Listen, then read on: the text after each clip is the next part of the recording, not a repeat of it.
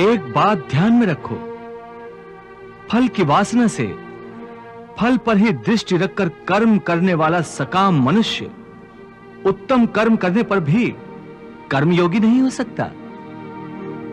ऐसे मनुष्य को ख्याति आदि लाभ प्राप्त हो सकते हैं, किंतु उसे परमात्मा और शांति प्राप्त नहीं हो सकती।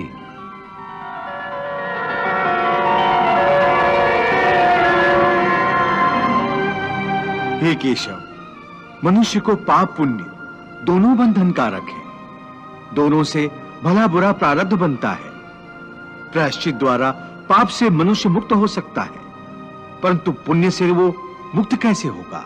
हे अर्जुन, पाप पुण्य, सुख दुख, यश अपयश आदि भावनाएं साधारण मनुष्य के लिए हैं, परंतु जो कर्मयोगी होते हैं वो इन भावनाओं से मुक्त होते हैं, आलिप्त होते हैं। कर्मयोगी अपनी अंतरात्मा की आवाज को परमात्मा का आदेश मानकर आचरण करते हैं। इसमें कहां आती है पाप पुण्य की भावना?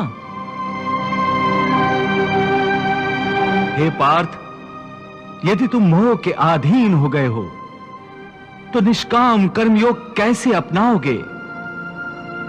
तुम्हारी बुद्धि पर जो मोह के अंधकार का पटल छा गया है, उसे ज्ञान के प्रकाश से हटा दो और अपनी बुद्धि को मोह के दलदल से बाहर निकालो। हे पार्थ, यदा ते मोह कलिलम बुद्धिर्व्यतितरिष्यति तदा गन्तासि निर्वेदम श्रोतव्यस्य श्रुतस्य च। हे पार्थ, मोह बुद्धि का अज्ञान होता है और इसी अज्ञान के कारण मनुष्य भौतिक आकर्षण में फंस जाता है। वो जानता नहीं कि देह तथा समस्त भोग नश्वर है, मिथ्या है।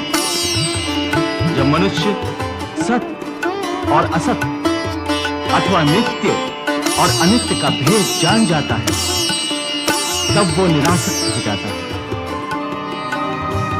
उसे किसी भी चीज का आकर्षण नहीं रह जाता। इसका दूसरा अर्थ है मोह का त्याग करना तथा मोह का लोप होने पर मनुष्य किसी भी प्रकार से किसी भी वस्तु की ओर आकर्षित नहीं होता। हे पार्थ, यथार्थ ज्ञान की प्राप्ति होने के बाद मोह का त्याग होता है।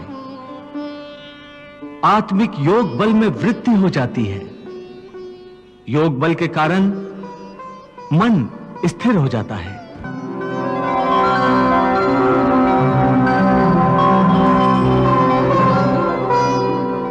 और स्थित प्रज्ञ होने के कारण मनुष्य का परमात्मा के साथ योग हो जाता है।